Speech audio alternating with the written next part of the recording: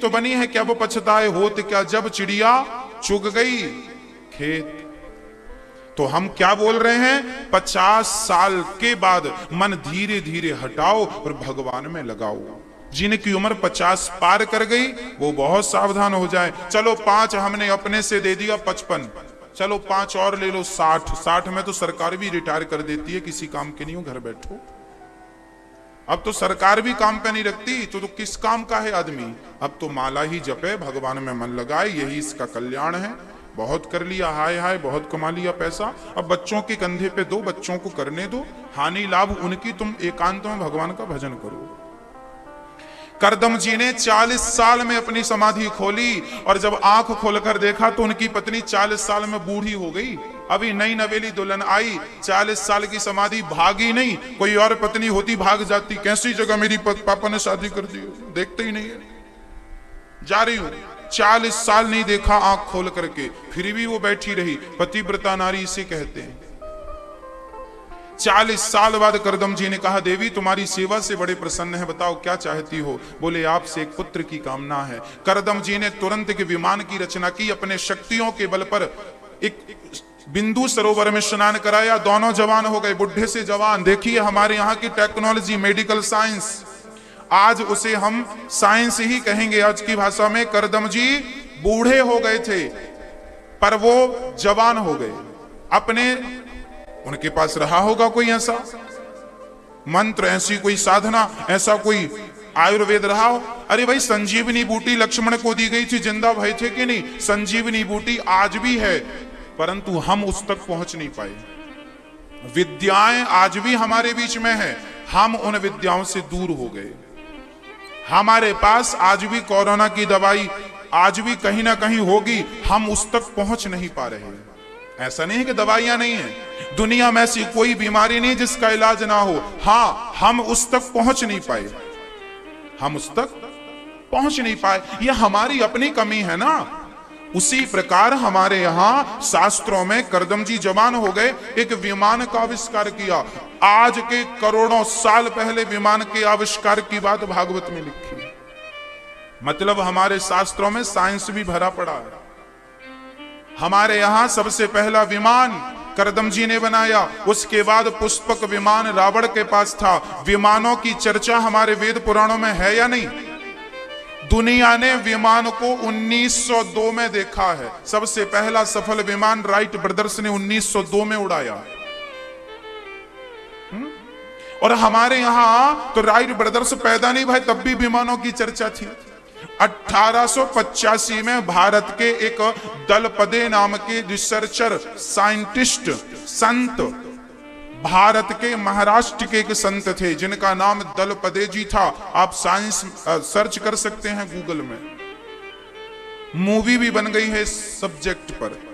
हमारे भारत के एक संत 1885 में दलपदे उनका नाम था, सबसे पहला विमान बनाकर उड़ाया था।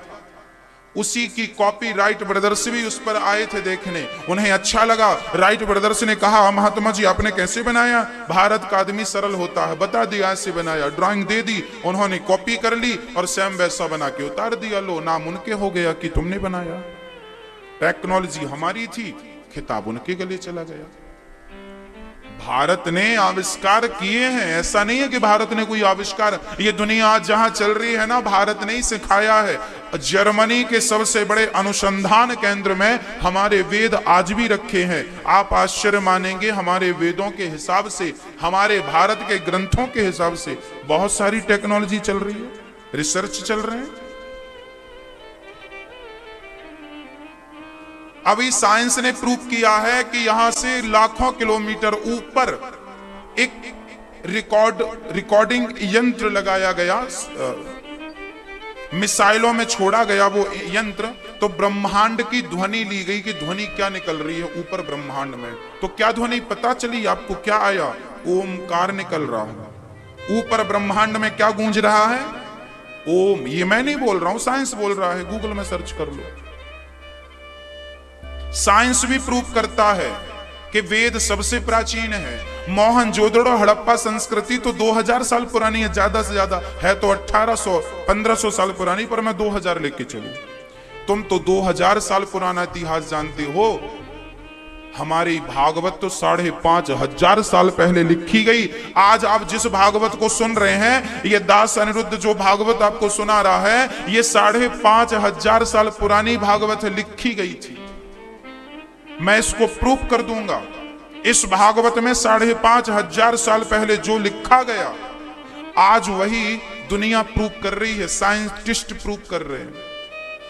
भागवत में लिखा है कि कृष्ण वृंदावन छोड़ के कहां गए थे? द्वारिका बसाई थी ना। द्वारिका किसने बसाई थी? कृष्ण ने बसाई थी। और जब भगवान जाने लगे धराधाम छोड़कर, तो समुद्र पर द्वारिका डुबा दी थी। ये सब लिखा है। जो समुद्र पर द्वारिका डुबाई थी, अब आप कहेंगे डुबाई थी, बनाई थी, किसने देखा? अब हम आपको प्रूफ करके बताएंगे। आपने न्यूज पर, अखबार पर पढ़ा होगा, अभी हमारे भारत के समुद्र के भीतर द्वारिका पर समुद्र के भीतर एक द्वारिका नगरी मिली है। ये मैं नहीं कहता, संसार के सारे न्यूज चैनल कह रहे थे साल भर पहले। जब मिली थी तब चर्चा थी इसकी। आपने भी टीवी पर सुना होगा, अखबार पर पढ़ा होगा। नहीं विश्वास है तो गूगल पे सर्च कर लो। द्वारिका मिली, साइंस ने रिसर्च किया, कब की द्वारिका है? पता चला ये द्वारिका लगभग 5500 साल पुरानी। हमने रिसर्च नहीं किया, साइंटिस्टों ने रिसर्च किया। तो 5500 साल पुरानी जो हम लोग बातें किया करते थे, कोरी बातें नहीं थी। अब तो साइंस भी प्रूव कर रहा है। आप लोगों को लगता था महाराज जी तो ऐसी ढोंगी बातें कर रहे हैं, कोरी बातें कर रहे हैं। ना ना, अब तो सिद्ध हो गया।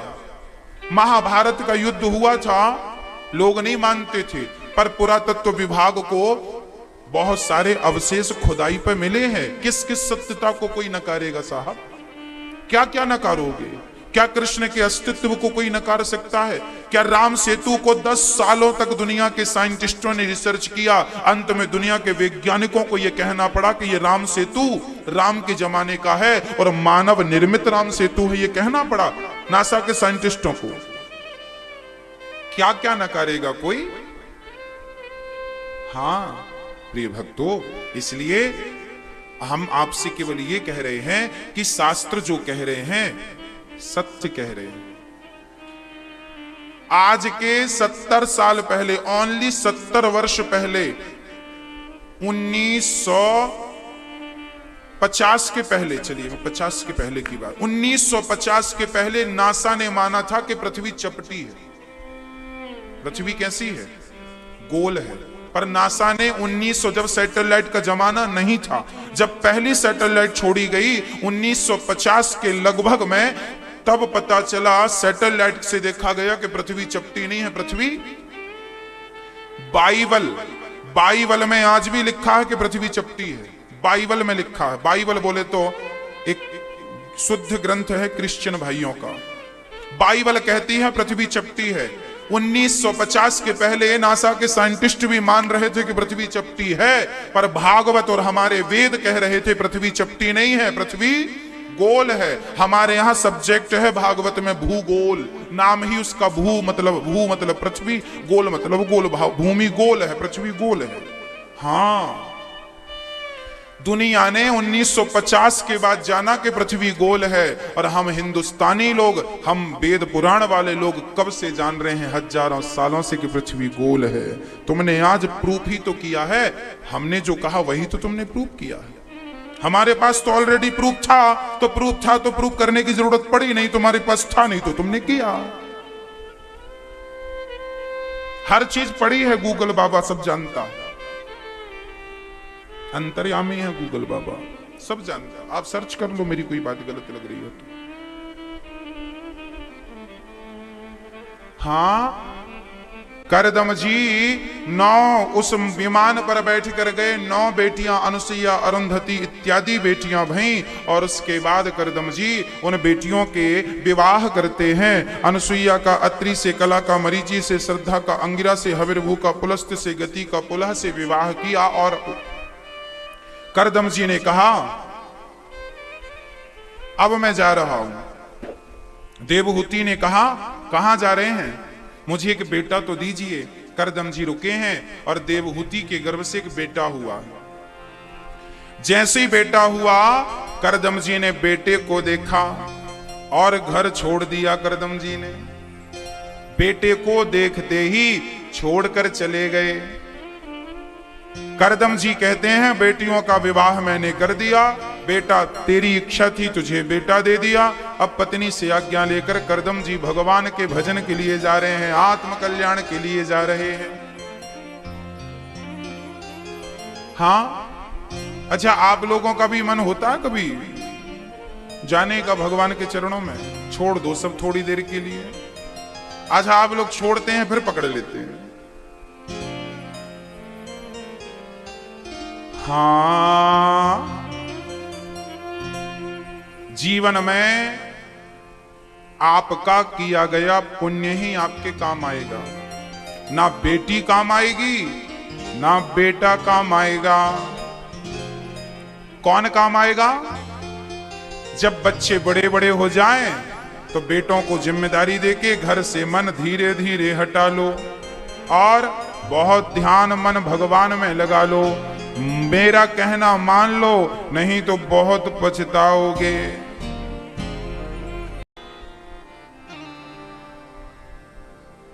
अकेले ही उड़ के जाना है। जीवन के आखिरी समय पर कितना भी अच्छा बेटा हो, ठीक है, मैं ये नहीं कहता कि बेटे बुरे होते हैं, अच्छा है आपके बेटे सेवा करें, पर ये बताओ कि बुढ़ापे में जब आदमी खटिया पे आता है, भगवान ना करे ये दुर्गति किसी की हो, पर किसी की होती है, तो बेटा कितनी भी सेवा करे परंतु अपने माँ बाप को उसके बुढ़ापे के कष्ट से तो बचा नहीं सकता ना। कष्ट तो भोगना ही पड़ता है। सेवा करेगा तो मखमल के गद्दे बिछा देगा, खाने को 56 पकवान रख देगा, पर कई बार तो बुढ़ापे में खाने को भी मना कर देता है डॉक्टर। बेटा अच्छा भी हो तो बुढ़ापे का हर दर्द तुम्हें ही भोगना है। बहू अच्छी भी हो तो बुढ़ापे की हर पीड़ा तुम्हें ही भोगना है। इसलिए ये शिकायत नहीं है कि बेटा अच्छा है या नहीं है, बहू अच्छी है या नहीं। तुम संसार की सच्चाई को समझ लो, जान लो बस। संसार की सच्चाई यह है कि जैसा करेंगे वैसा भरेंगे, वैसा ही मिलेगा। एक बेटा अपने पिता से बोला, चलो मेरा काम बड़ा हो गया है, समय मिलता नहीं है, चलो मैं आपको वृद्धाश्रम में छोड़ के आऊं। एक बेटे ने अपने पिता से कहा, चलो मैं तुम्हें वृद्धाश्रम में, वहां सारी सुख सुविधाएं मैं तुम्हारे लिए कर दूंगा। पिताजी, अब बेटा बोले तो पिता क्या कहे, ठीक है बेटा तेरी जैसी मर्जी, चल। गाड़ी पे बिठाया, चला। चलते चलते बेटा थक गया तो एक पेड़ की छांव पर गाड़ी रोकी, उतरा।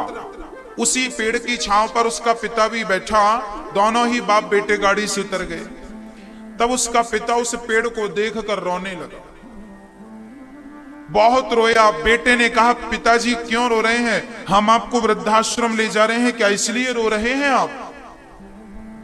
तब कहा, ना बेटा, मैं इसलिए नहीं रो रहा हूं कि तू मुझे वृद्धाश्रम ले जा रहा है, मुझे अपने वो दिन याद आ गए जब मैं इसी रास्ते से अपने पिता को वृद्धाश्रम छोड़ के आया था। मैं अपने पिता को भेजा था तो आज मेरा बेटा मुझे छोड़ने जा रहा है। हम क्यों भूल जाते हैं कि आज ना सही कल वही तुम्हें वापस मिलेगा जो तुमने दिया है, वही मिलेगा। देर से ही सही मिलेगा वही। बहू अपनी सास को कितने भी ताने मारे, कितने भी अपमान भरे शब्द कहे, पर वो बहू ये भी याद रखे कि जो शब्द आज तुम अपनी सास को कह रही हो, बहुत जल्दी वो शब्द तुम्हारे कानों में भी पड़ेंगे, क्योंकि तुम्हें भी तो ये शब्द कहने वाला कोई आ रहा है। इसलिए कहता हूं कि आप ही इस चक्र को काट दीजिए। आप सेवा करने लग जाइए अपने माँ बाप की। माँ की आंखों में आंसू मत आने दीजिए। लाख काम हो आपके पास, फिर भी रात्रि को सोने के पहले बेटा अपनी माँ के चरणों में जरूर जाए, भले 5 मिनट के लिए। और रात्रि को सोने के पहले बहू अपने सास के चरणों में जरूर जाए और पांव की 2 उंगली ही चटका के आ जाए, 2 हाथ रख दे प्रेम से, यूं ही दबा दे, सास को अच्छा लगेगा। बच्चे कितने भी व्यस्त हों, पर मैं आप सभी बच्चों से हाथ जोड़ के कहता हूं, रात्रि को सोने के पहले जरूर अपनी माँ से पूछा करो, माँ कैसी हो, कोई तकलीफ तो नहीं, मेरे लायक कोई सेवा हो तो बताओ। जरूर एक बार पूछो। आजकल बच्चे अपनी व्यस्ततम जीवन में इतने व्यस्त हो जाते हैं कि माँ बाप से हालचाल पूछना भी भूल जाते हैं। क्यों? तुम्हारा फर्ज नहीं है कि तुम पूछो? आप ही नहीं पूछेंगे तो आपके बुढ़ापे पे आपका हालचाल कौन पूछेगा? अच्छा, बुढ़ापे में कई बार बहुओं की शिकायत आती है, गुरुजी हमारी सास को हम तो बहुत अच्छे से रखते हैं, हमारी सास की तो हम बहुत अच्छे से सेवा करते हैं, पर हमारी सास ही बहुत बोलती है, हमेशा दोष निकालती है, हमेशा गालियां देती है, चिड़चिड़ाती रहती है। ये आपकी सास नहीं बोल रही है, ये हर आदमी बुढ़ापे में ऐसा हो जाता है। बूढ़ा आदमी ना चिड़चिड़ा हो जाता है, इस बात को एक्सेप्ट कीजिए। जब हम भी बूढ़े होंगे ना, हम भी चिड़चिड़े हो जाएंगे। ये एक उम्र का एक अपना दौर है। बुढ़ापे में अधिकांश, सब नहीं, मैं सब पर ये बात लागू नहीं कर सकता, पर याद रखना, आपकी सास, आपके ससुर जी जो ज्यादा बोलते हैं ना, ये उनका कसूर नहीं है, उनका दोष नहीं है, ये उस उम्र का दोष है। बुढ़ापे में आदमी ज्यादा चिड़चिड़ाता है, उसे बात बात में गुस्सा, जबकि बूढ़े, अच्छा जो बूढ़े में, जो जवानी में सत्संग करता है, कथा सुनता है, उसका बुढ़ापा चिड़चिड़ा नहीं होता। जो सत्संग कभी जाने नहीं, किया नहीं, अब सीधा बुढ़ापे में पहुंच गए, फिर भी सत्संग नहीं कर रहे हैं, तो एक चिड़चिड़ापन आ जाता है।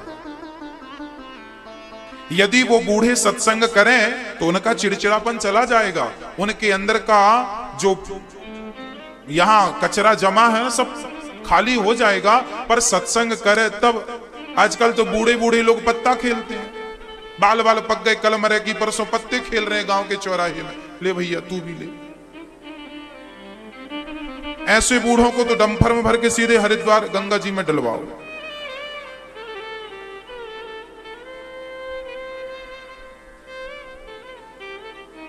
अब आपका छोटा सा नाती है, आपकी गोद में है, उसे गोद में बिठा के तुम ताश खेल रहे हो, तो उस पर क्या संस्कार जाएगा? क्या सीखेगा वो? हमारे दादाजी हमें उंगली पकड़ के मंदिर ले जाते थे, और आप कैसे दादा हो कि अपने नाती को जुआ अड्डा पे ले जा रहे हो? थोड़ी तो शर्म आनी चाहिए। क्या देंगे अपने बच्चों को? यहीं से संस्कार बनेंगे और यहीं से संस्कार बिगड़ेंगे। बनाना बिगाड़ना उसकी जिम्मेदारी आपकी। आप कुम्हार के हाथ में कच्ची मिट्टी है, कुम्हार चाहे तो मिट्टी की चिलम बना दे, चाहे तो घड़ा बना दे। हाँ जी, चिलम जानते हैं ना, हुक्का, चाहे तो हुक्का बनाए, चाहे तो घड़ा बनाए। अरे बच्चे तो कच्ची माटी हैं, तुम चाहो तो बच्चे को ध्रुव और प्रहलाद बना दो, संस्कार बना दो, संस्कारवान बना दो। नहीं तो रावण कुंभकर्ण तो बन ही रहे हैं बच्चे। हाँ, ओसामा बिन लादेन तो बन ही रहे हैं बच्चे, चरित्र से तो गिर ही रहे हैं बच्चे। आजकल के बच्चों को शराब सिखानी नहीं पड़ती, अपने आप बढ़िया सब पीते हैं उन लोग। पर आप कोशिश करिए कि आपसे गलती ना हो जाए। अपराध तो बहुत लोग कर रहे हैं, तो क्या उन अपराधियों की लिस्ट में मैं भी सम्मिलित हो जाऊं साहब? सारे लोग मेरी उम्र के बच्चे, मेरी 30 वर्ष की उम्र है, मेरी उम्र के बच्चे शराब पीते हैं, मेरे उम्र के बच्चे जुआ खेलते हैं, शराबों की लाइन पर लगे हैं, तो क्या मैं भी उनके जैसे हो जाऊं? तुमने आग लगाई है तो क्या मैं भी अपने घर से चिंगारी लेके आ जाऊं? नहीं। एक जंगल में लगी आग, सारे पशु पक्षी गए भाग, पर एक नन्ही सी चिड़िया चोंच में पानी भर भर के जंगल की आग में डाल रही थी। एक कौआ ने कहा, चिड़िया भाग, तू जल जाएगी, जंगल में आग लगी है। चिड़िया बोली, ना, मैं आग में पानी डाल रही हूं, मैं भागूंगी नहीं। कौआ हंसा, तेरी क्या औकात कि तू जंगल की आग बुझा दे? चिड़िया ने कहा मैंने ये कब कहा कि मैं जंगल की आग बुझाऊं, मैं जंगल की आग बुझा नहीं सकती, मेरी चोंच में इतना पानी ही नहीं है। पर मैं आने वाले इतिहास में ये नाम दर्ज कराना चाहती हूं, मेरा नाम आग लगाने वालों में नहीं, मेरा आग बुझाने वालों में नाम लिखा जाए। बस आप भी अपने इतिहास के पन्नों में जुआ खेलने वालों में नहीं, जुआ बंद कराने वालों में अपना नाम लिखाइए।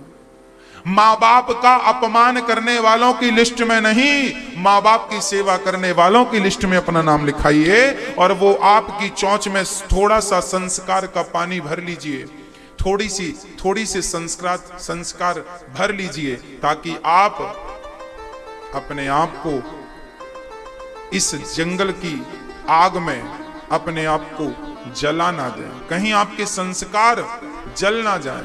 ये दास अनिरुद्ध वृद्ध माओ के लिए इसलिए तो बनवा रहा है ये सेवा आश्रम, ताकि माओ की सेवा हम कर सकें। एक संत जी ने हमसे कहा महाराज जी वृद्धाश्रम आपको नहीं बनाना चाहिए। हमने कहा चलो आश्रम वृद्धाश्रम नहीं बनाते, इसको सेवाश्रम कहते हैं, चलो नाम बदल देते हैं, वृद्धाश्रम की जगह सेवाश्रम कर देते हैं। परंतु क्या नाम बदलना समाधान है? समाधान तो यह है कि हर बच्चे अपने माँ बाप की सेवा करें। पर मुझे आप एक बात और बताओ, जो बच्चे सेवा करते हैं मैं तो उन्हें प्रणाम करता हूं, पर जो सेवा नहीं करते माँ बाप को, अभी कल ही मुझे एक माँ बता रही थी, कल परसों एक माँ कह रही थी कि मेरा बेटा मुझे मारता है, मैं भाग के आई हूं यहां, मारता है बेटा मारता है, बाल पकड़ पकड़ के दीवार में मार देता है माँ को। अब बताओ उस बेटे को मैं कैसे समझाऊं, वो सुनता ही नहीं कथा। मैंने माँ से कहा तेरा बेटा कथा सुनता है? नहीं सुनता। अब जो बच्चे सुनते ही नहीं कथा भागवत, जो सुनते हैं वो तो श्रवण है, पर जो नहीं सुनते, जो अपमान कर रहे हैं, उन माओ को अब कहां जाएं वो बताइए। उन माओ के लिए ही तो ये सेवा चल रही है। जो कर रहे हैं वो तो बहुत अच्छे हैं, पर जो नहीं कर रहे हैं, कथा भी नहीं सुन रहे हैं, सुनना ही नहीं चाह रहे, आप समझाएंगे समझना ही नहीं है, क्या कर लोगे आप? रावण को सबने समझाया था ये गलत है, नहीं सुनना उसे, नहीं समझना, क्या करोगे आप? हनुमान जी ने समझाया, अंगद जी ने समझाया, मंदोदरी ने समझाया, सुनना ही नहीं है। हर माँ बाप समझाते हैं बेटे को, पड़ोसी समझाते हैं, रिश्तेदार समझाते हैं, माँ की सेवा करना पुण्य है। नहीं करते तो आखिरी ऑप्शन क्या है? आखिरी ऑप्शन यही है कि आप वृंदावन में बिहारी जी की शरण में माओं की सेवा में सम्मिलित हो जाइए। ये वृद्धाश्रम नहीं है, ये बिहारी जी का घर है। ये मेरी माओं के लिए बुढ़ापे का एक सहारा है। उनके अपने बच्चों ने सेवा नहीं की तो क्या हम भी दुत्कार दें, हम भी कह दें कि नहीं हमसे नहीं होगा, ये कठिन काम है। आज तक इस काम को लोगों ने इसीलिए नहीं किया क्योंकि ये काम बहुत कठिन है, और ये अनिरुद्ध वही काम करता है जो सबसे कठिन होता है। सरल काम तो और भी लोग हैं करने वाले। आज तक किसी ने माओ के लिए इसलिए ऐसा नहीं सोचा क्योंकि सबको लगता था ये काम बहुत कठिन है। परंतु ये दास अनिरुद्ध आप सबके आशीर्वाद से वही काम करता है जो कठिन होता है, और कठिन काम ही जीवन में करने चाहिए। सरल तो सभी कर रहे हैं, सरल काम तो बाकी लोगों को छोड़ दो, अच्छे कठिन काम आप ले लो। जो कठिन काम हो घर परिवार में, जीवन में, जो चुनौती है आपके सामने, उसी चुनौती को स्वीकार करो और उस पर चल पड़ो उसे सफल बनाने के लिए। तो वृद्ध माओं के लिए आप सबका योगदान, आप सबका सहारा प्राप्त होता है। कोई एक छत के लिए सहयोग करता है तो कोई माओं की लिए कमरे बनाकर। जिस पिता के 2 बच्चे होते हैं ना, मैंने अपनी आंखों से देखा, जिस पिता के 2 बच्चे होते हैं ना, तो बड़े भाई कहता है छोटे भाई से इनकी दिन तेरे ही तुम कर लो। छोटा कहता तुम कर लो, बड़ा कहता तुम कर लो। बाप मर गया है और ये तेरे ही करने के लिए झगड़ा करते हैं। हमारा तो इतना खर्चा हो गया, 2 लाख खर्चा हो गया बाप के, तेरी ही में। ऐसे रोते हैं बच्चे आपके। ये सच्चाई है। आपके पड़ोसी में देख लेना, होता है ये। बाप के दिन तेरही करने के लिए बच्चे रोते हैं, तो तुम्हारी दिन तेरही करने के लिए बच्चे रो रो के दिन तेरही करें, उससे अच्छा है कि जीते जी अपने हाथ से ही सबको खिला पिला जाओ, अपने हाथ से अन्न क्षेत्र में आके बांट दो, अपने हाथ से दे दो ना, अपने हाथ से दान पुण्य कर लो। मरने के बाद बेटा गऊ दान करता है। कौन सी गाय दान करता है? बूढ़ी गाय 1000 रुपए की ले आता है, पंडित जी के घर जाती जाती मर जाती है गाय। तुम्हारे नाम से ऐसी गायें दान करेंगे तुम्हारे बच्चे। तुम अपने हाथ से जीते जी क्यों नहीं कर लेते हो अच्छी दान? अपने हाथ से जीते जी कुछ नहीं करेगा, बच्चे करेंगे, बच्चे करेंगे। हाँ, और एक बात और बता दूं, कर्जा लेकर तेरही करने वाला व्यक्ति, उसकी भी सदगति नहीं होती। कर्जे से तेरही नहीं होती, हाँ ना। इसलिए मैं कहता हूं तेरही वेरी के चक्कर में मत पड़ो। ठीक है, आप अपने हाथ से अपने जीते जी, ठीक है, मरने के बाद जो शास्त्र कहते हैं वो तो करो, सारी चीजें करो, पर अपने जीते जी अपने आप को संतुष्ट कर लो कि हमने जीते जी सबको भोजन करा दिया, हमने जीते जी बहुत सारे। अरे भाई, आप जब दूसरों को दवाइयां देंगे तो मुझे विश्वास है कि आपको कभी दवाइयां नहीं खानी पड़ेंगी। आप जब किसी दूसरे का रोग मिटाएंगे तो भगवान आपको कभी रोगी नहीं बनाएगा। वृंदावन में रोज संकल्प लेते हैं तो भगवान आपकी इच्छाओं का बहुत ख्याल रखते हैं, सम्मान करते हैं इच्छाओं का। परोपकार के लिए जो सोचा जाए, जो किया जाए, याद रखना वो अमर हो जाता है, कभी मरता नहीं है। तो आप भी अपना योगदान भेज सकते हैं। करदम जी महाराज भगवत प्राप्ति को प्राप्त हुए। करदम जी की धर्म पत्नी मां देवहूति ने अपने पुत्र कपिल भगवान से दिव्य उपदेश लिया। कपिल भगवान ने सांख्य शास्त्र दिव्य ज्ञान दिया। मां देवहूति ने पूछा है, बेटा भक्ति का स्वरूप क्या है? तब कपिल जी ने कहा, मां सेवा ही भक्ति है। तितिक्षवा कारुणिका, भक्ति क्या है? सहनशील हो जाना भक्ति है। हृदय में करुणा का आ जाना भक्ति है। सबके प्रति दया का भाव आ जाना भक्ति है। सब में ईश्वर का दर्शन हो जाना भक्ति है।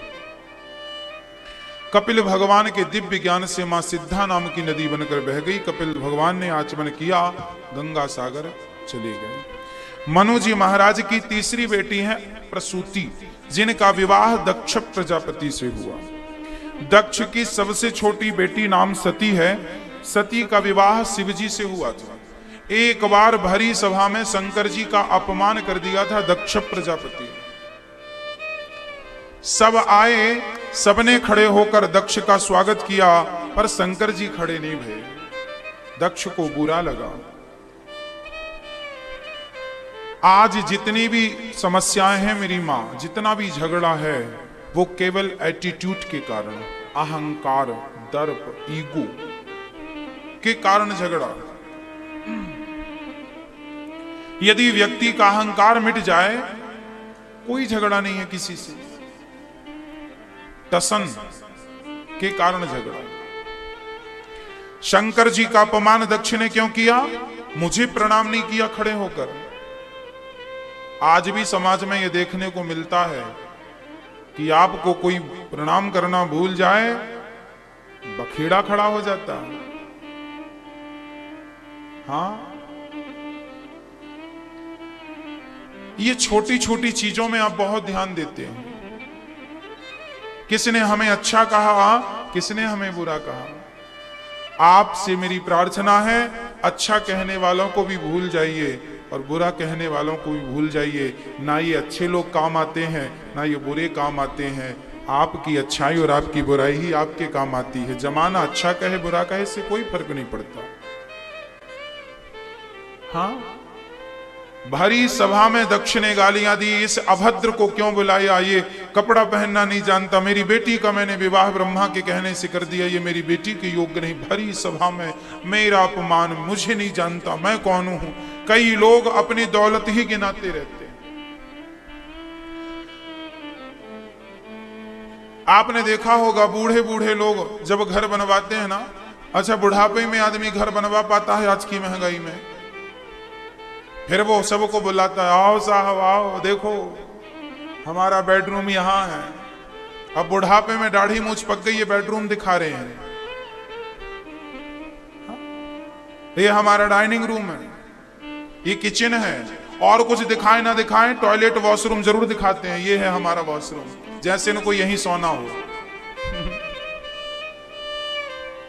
बुढ़ापा जो, अब इनसे पूछो कि तुम्हारे घर में 4 बेडरूम तुमने बनाए, आलीशान बनाया, ये बताओ तुमने बेडरूम तो 4 बनाए, तुम्हारे पास भजन की पूंजी कितनी है, भजन कितना है तुम्हारा, इस पर ध्यान नहीं गया बुढ़ापे में।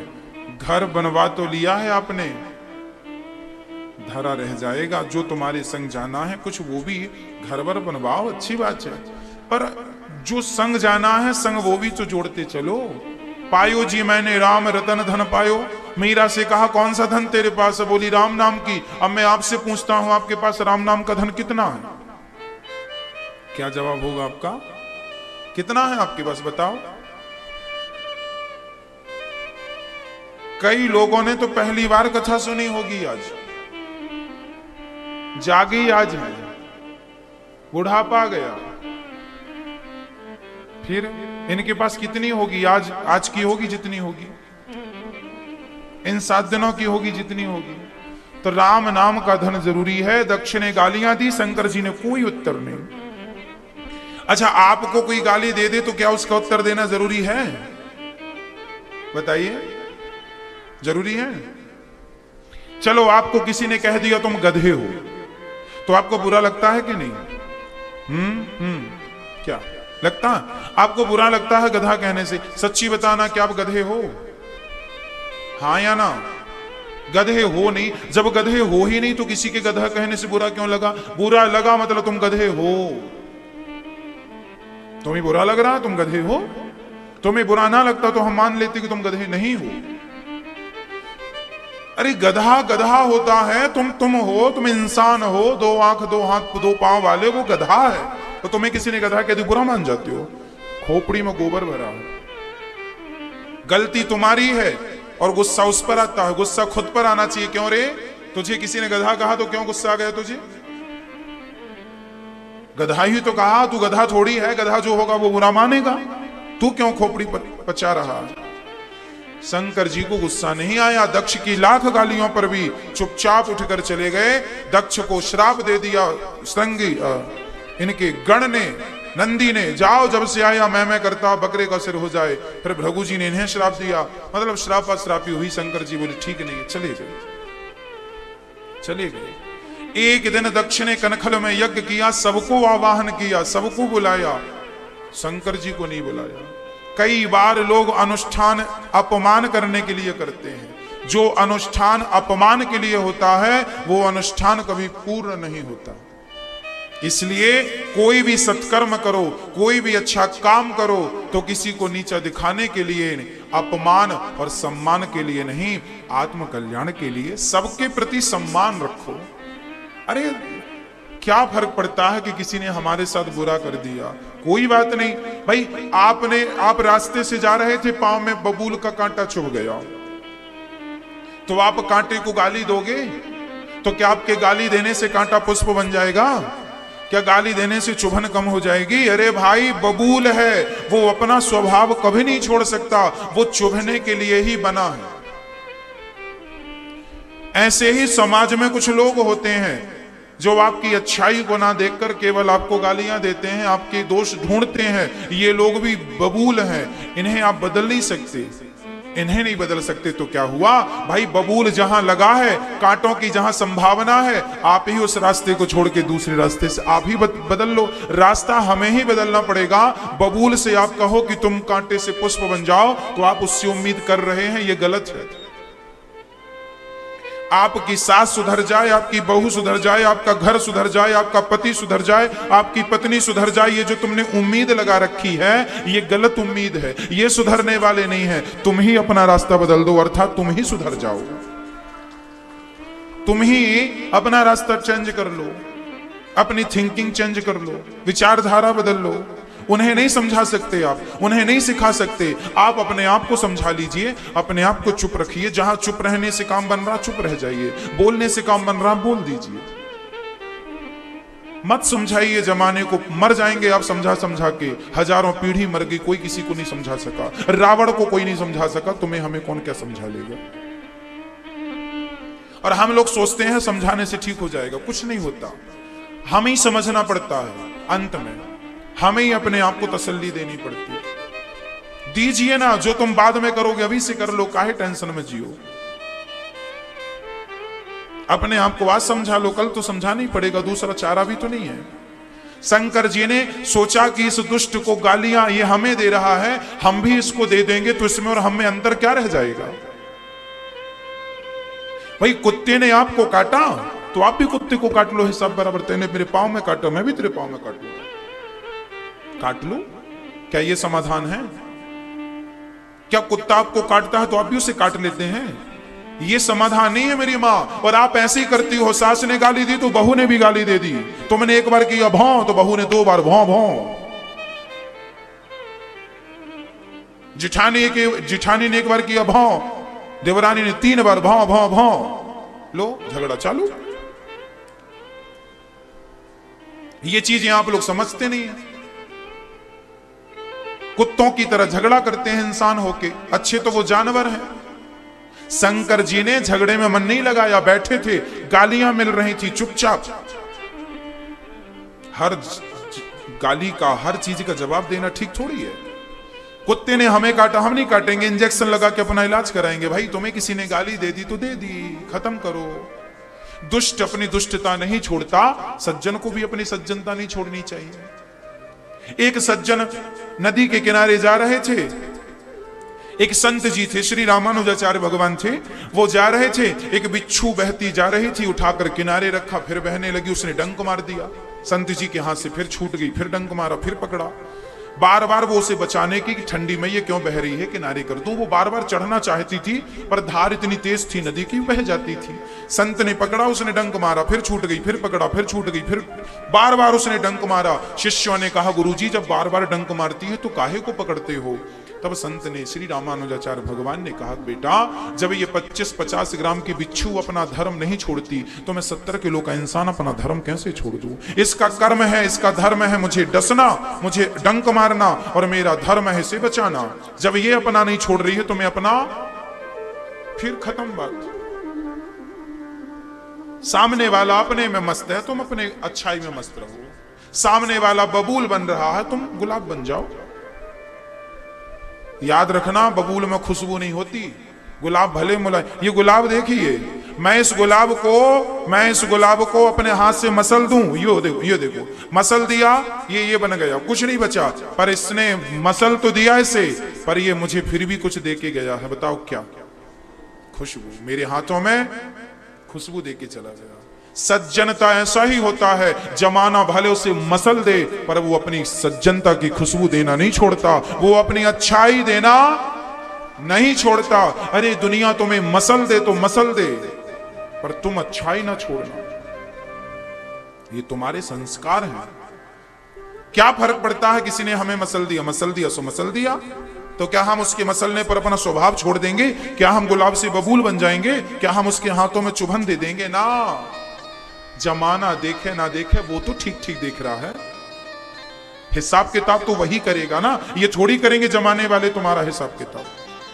तो जहां हिसाब किताब होना है उसकी नजर में तो तुम ठीक रहो। जमाने की नजर में हम अच्छे हैं कि बुरे, हमें फर्क नहीं पड़ता। हम तो कन्हैया की नजर में बुरा नहीं होना चाहते बस। श्री शंकर जी, अब आप जो टीवी पर सुन रहे हैं ना भक्तों, अब थोड़ी देर में कथा टीवी से कट जाएगी, फिर आप अपने मोबाइल का यूट्यूब खोलिएगा, उस पर ध्रुव चरित्र हम आपको सुनाएंगे जो रह जाएगी कथा।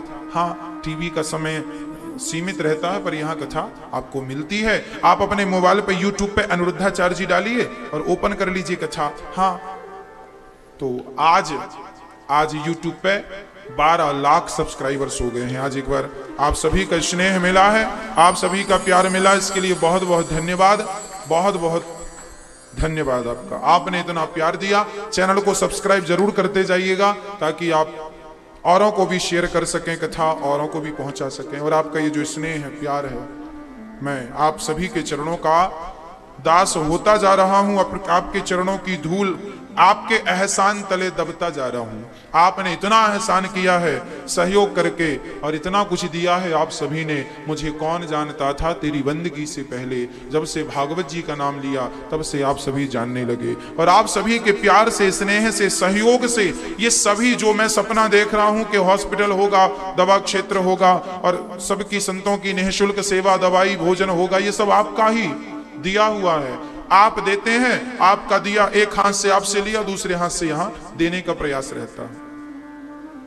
हाँ, बस आपका ये सहयोग, आपका ये स्नेह मिला, उसके लिए बहुत बहुत धन्यवाद। मैं करोड़ बार धन्यवाद दूं आपका, तो मैं आपका एहसान, आपका ऋण चुका नहीं सकता, ये मुझे पता है। जन्म जन्म का मुझे कई बार जन्म लेके आप सभी का हिसाब, ऋण चुकाना पड़ेगा। हाँ, और मैं तैयार हूं कि चलो यदि इस जन्म में कुछ अच्छा हो रहा है, और इस अच्छाई से एक मैया मेरे पास आई, बोले गुरुजी आप मुझे अपने बेटे से दिखते हो। मैंने कहा माँ, इस जन्म में ना सही, पिछले जन्म में मैं तेरा बेटा रहा होऊंगा। और मैं आपको बता दूं, मेरे मन में ये वृद्ध माओ की सेवा का ख्याल इसलिए आया कि इस जन्म में ना सही, पिछले जन्म में ना सही, उसके पिछले जन्म, उसके पिछले जन्म, किसी ना किसी जन्म में हम आप सबके बेटे रहे होंगे। इसलिए आपको हम बेटे के रूप में दिखाई पड़ रहे हैं, इसलिए हम आपके बेटे के रूप में दिखते हैं। और वो सभी किसी जन्म में हम आपकी सेवा ना कर पाए होंगे, तो इस जन्म में आपकी सेवा करने का हमें वो अवसर प्राप्त हो रहा है। किसी किसी जन्म में बचा होगा, किसी जन्म में हमने जन्म लेकर के चले गए होंगे, सेवा रह गई होगी आपकी, तो इस जन्म में फिर वो सेवा कर रहे हैं आपकी। इसलिए सभी माओ की सेवा इस जन्म में कर रहे हैं, ताकि किसी को एक माँ, हमें तो हजारों माओ का प्यार नसीब हो रहा है। हाँ, कोई एक माँ को नहीं समझ पा रहा है, कोई एक माँ का प्यार, कोई एक माँ का आशीर्वाद नहीं ले पा रहा है। इस दास को हजारों माओं का आशीर्वाद मिलता है। मेरी माएं बहुत आशीर्वाद देती हैं, बस ऐसी आशीर्वाद देते रहिएगा। और अब हम चलते हैं। शंकर जी भरी सभा से उठकर चले गए, कोई उत्तर नहीं, शांत चित्त से चले गए। पार्वती सती ने यज्ञ में पग रखा, दक्ष के द्वारा शंकर जी का अपमान जब माता सती ने देखा, माता सती योग अग्नि में जलकर समाप्त हो गई। शंकर जी ने वीरभद्र को भेजा और दक्ष के यज्ञ को विध्वंस कर दिया, समाप्त कर दिया। दक्ष का सिर काट दिया। बाद में शंकर जी को प्रणाम किया गया। शंकर जी ने बकरे का सिर लगाया। देखिए, मेडिकल साइंस भी हमारे शास्त्रों में है, सर्जरी है ये। बकरी का सिर इंसान के धड़ में जोड़ दिया और बिल्कुल सफल ऑपरेशन, जिंदा बकरी का। अच्छा, बकरी का ही सिर क्यों लगाया? गधे का लगा देते इसके सिर पे। तो बकरा क्यों लगाया? क्योंकि बकरा अहंकार का सूचक है। बकरा क्या कहता है? बकरा क्या बोलता है? मैं। आप लोग भी क्या बोलते हैं? मैं। तो आपके भी धड़ में अगले जन्म में कौन सा सिर लगे? अहंकार करेंगे तो अगले जन्म में ईश्वर क्या बनाएगा? बकरा। इसलिए अहंकार ना करिएगा। हाँ, शंकर जी ने क्षमा कर दिया, और जब क्षमा किया, बकरे का सिर लगाया, तब दक्ष को बोध हुआ कि हमने अपराध किया है, और उन्होंने अपनी गलतियां सुधारी। अब मनोज जी महाराज के बेटों की चर्चा है, ध्रुव जी की पावन चर्चा है। ध्रुव जी महाराज बहुत छोटी सी उम्र में अपने पिता से मिलने गए। पिता की गोद में ध्रुव जी उत्तानपाद के पुत्र हैं। सुनीति और सुरुचि आपकी दो पत्नियां हैं। सुरुचि का बेटा उत्तम, सुनीति, सुरुचि का बेटा उत्तम, सुनीति का बेटा। ध्रुव जी बहुत छोटे से थे, उम्र 5 वर्ष की थी। एक दिन पिता की गोद में बैठने लगे तो पास में खड़ी सौतेली मां ने हाथ पकड़ के नीचे गिरा दिया। तू इस गोद में नहीं बैठ सकता। क्यों? क्योंकि तूने अभागिन के गर्भ से जन्म लिया है। बताओ, ध्रुव जैसे बच्चों का भी लोग अपमान कर देते हैं। ध्रुव जी महाराज रोते रोते घर गए। मां ने कहा, बेटा क्या हुआ? ध्रुव जी ने कहा, मां मुझे अभागिन कहा होता, मुझे गाली दी होती मेरी मां ने, तो मैं सहन कर लेता, परंतु गाली उसने आपको दे दी। मैं आपके अपमान को कैसे सहन करता? मां, ध्रुव जी महाराज से मां ने कहा, बेटा तेरी मां ने अपमान नहीं किया, तेरी माँ ने तो भगवान की प्राप्ति का सही रास्ता बता दिया है। याद रखना भक्तों, जिसने आपका अपमान किया है उसे कभी पलट के जवाब मत देना। हो सकता है वही अपमान आपको हीरा बना दे, वही अपमान आपको कीमती बना दे। अरे कैकई के द्वारा राम का अपमान घर से निकालने का राम को कौन जानता, यदि कैकई माँ ने उन्हें निकाल ना दिया होता तो। ध्रुव को कौन जानता, उनकी मां ने अपमान ना किया होता तो। कई बार अपमान करने वाले अपमान करते हैं और जिनका अपमान होता है वो उस अपमान का घूंट पी करके कीमती हो जाते हैं। ध्रुव जी घर से निकल पड़े, मां ने कहा बेटा भगवत प्राप्ति कर लो। एक बार उनकी गोद में बैठने के बाद फिर किसी गोद में बैठने की जरूरत नहीं पड़ती। ध्रुव जी महाराज घर से निकल पड़े, चल पड़े, और ध्रुव जी महाराज को रास्ते में नारद जी का दर्शन हुआ। नारद जी महाराज ने दिव्य उपदेश किया। बेटा कहां जा रहे हो? बोले भगवान की भक्ति के लिए जा रहा हूं। अरे तू बच्चा है, मर जाएगा, जंगल के शेर तेरा नाश्ता कर जाएंगे, तू क्या भक्ति करेगा? ध्रुव जी ने कहा भगवान को पाकर ही लौटूंगा, नहीं तो प्राण त्याग दूंगा, मैं वापस आने वाला नहीं। तब नारद जी ने ध्रुव जी की जिद के कारण उन्हें मंत्र दिया, ओम नमो भगवते वासुदेवाय। इस मंत्र का जाप किया। कहां? वृंदावन के मधुवन में, यमुना के किनारे या ध्रुव जी ने जाप किया। 6 माह तक तपस्या की। मंत्र कौन सा जपा? ओम नमो भगवते वासुदेवाय, ओम नमो भगवते वासुदेवाय का जाप किया ध्रुव जी महाराज ने। 6 माह में भगवान आ गए। अच्छा, आप लोग व्रत करते हैं कि नहीं? कौन सा व्रत किया आपने आज तक? कौन सा? बहुत सारे व्रत। व्रत में क्या नहीं खाते? क्या नहीं खाते? अन्न नहीं खाते। रबड़ी मिल जाए तो छोड़ते नहीं है, क्यों? लोगों ने व्रत की परिभाषाएं अपने ढंग से कर रखी हैं। रोटी नहीं खाएंगे, नमक नहीं खाएंगे, अन्न नहीं खाएंगे, पर रबड़ी मिलेगी तो छोड़ेंगे नहीं, एक एक पाव पी जाएंगे। क्यों? व्रत है आज। साबूदाना की खिचड़ी मिले तो टूट पड़े और दिन भर सोते हैं खा के। क्यों? व्रत है आज। इसका नाम व्रत। ये परिभाषा है व्रत की। व्रत की परिभाषा आजकल लोगों ने खाने से जोड़ दी है। एक बहन का फोन आया, गुरुजी आज एकादशी है, बताओ क्या खाएं? मतलब एकादशी है तो क्या खाएं ये बताओ, कितना भजन करें ये मत बताओ, कितना भगवान का नाम जपें ये मत बताना, क्या खाएं ये बताओ।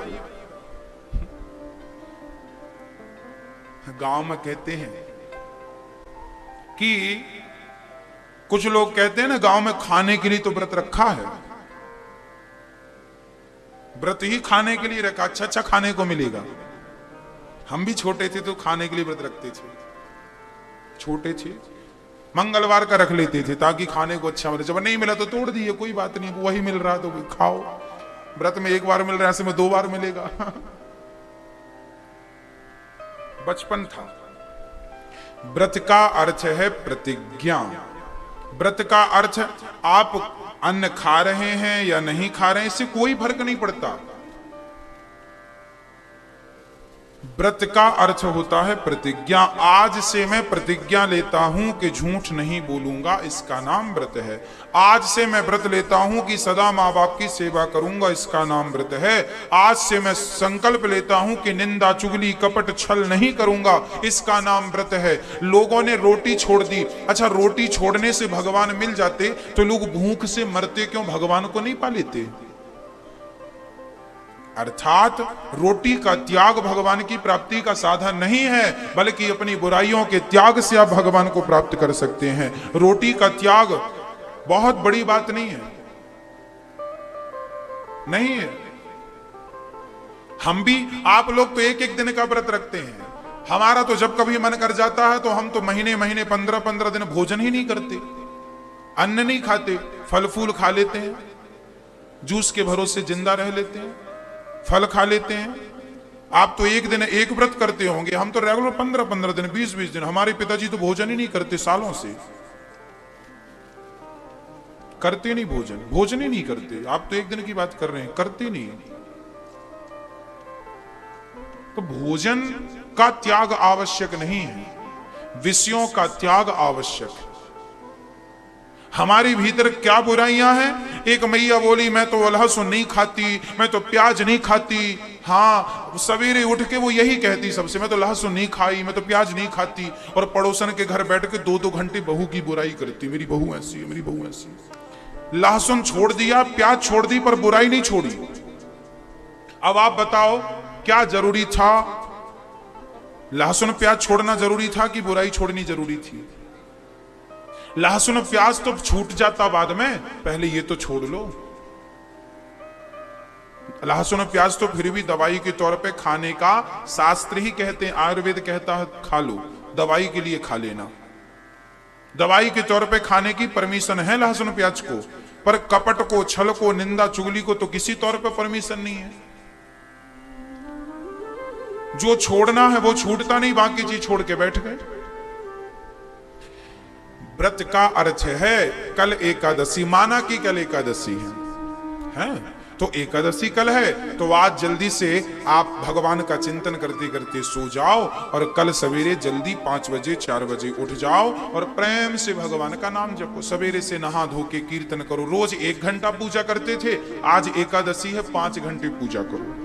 रोज 1 माला जपते थे, आज एकादशी है 20 माला जपो, 100 माला जपो। आज एकादशी, आज माला ज्यादा जपना है। नहीं, माला नहीं ज्यादा जपेंगे, रबड़ी ज्यादा पिएंगे, माला नहीं जपेंगे। परिभाषाएं चेंज। इसलिए आप समझिए, जितना अधिक भगवान का नाम जपेंगे, जितना अधिक भगवत चिंतन करेंगे, वही एक व्रत है। और व्रत के दिन, जैसे एकादशी के दिन चावल नहीं खाना चाहिए, अन्न नहीं खाना चाहिए, ये बात भी सत्य है कि नहीं खाना चाहिए, परंतु हम ये कहेंगे आपसे कि छोड़िए मत।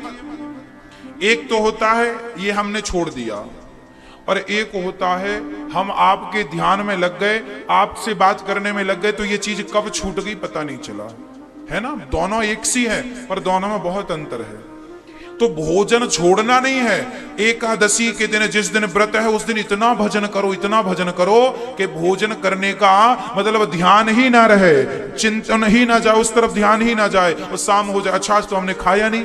कई बार जब आप व्यस्त होते हैं ना, शादी ब्याह बेटा बेटी के, तब आप खाते नहीं हैं, काम में लगे रहते हैं, एनर्जी भी आपकी कम नहीं पड़ती और आप काम करते रहते हैं। मतलब व्यस्तता इतनी थी कि खाने का भी समय नहीं था। एकादशी के दिन, भजन के दिन, व्रत के दिन इतना बिजी कर लो अपने आप को भगवान की भक्ति में, खाने का टाइम ही ना रहे। इसका नाम व्रत है।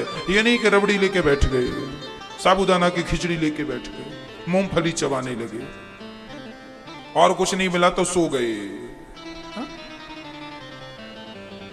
ध्रुव जी ने 6 महीने की तपस्या में भगवान को खड़ा कर लिया। भगवान ने शंख पर, कपोल पर, गाल पर स्पर्श कराया शंख का। ध्रुव जी ने स्तुति की, योऽन्तः प्रविश्य मम वाचमिमां प्रसुप्तां संजीवयत्यखिल शक्तिधरः स्वधाम्ना अन्यस्त हस्त चरण श्रवण त्विगादीन् प्राणान् नमो भगवते पुरुषाय तुभ्यम्। ध्रुव जी भगवान की भक्ति कहते हैं, हे नाथ मेरे चित्त में बैठ जाओ। ध्रुव जी को 36,000 वर्षों का राज्य देकर उन्हें विदा किया। ध्रुव जी घर गए तो जिस मां ने निकाला था वही आरती उतारने लगी, राजा बन गए ध्रुव जी। 6 महीने की तपस्या ने 36,000 वर्षों का राज्य दिया। ध्रुव जी अंत में मृत्यु के सिर पे पांव रखकर भगवान के निज धाम पे चले गए। आज भी ध्रुव तारा बनकर चमक रहे हैं। बोलिए भक्त वत्सल भगवान की जय। जय जय श्री राधे श्याम।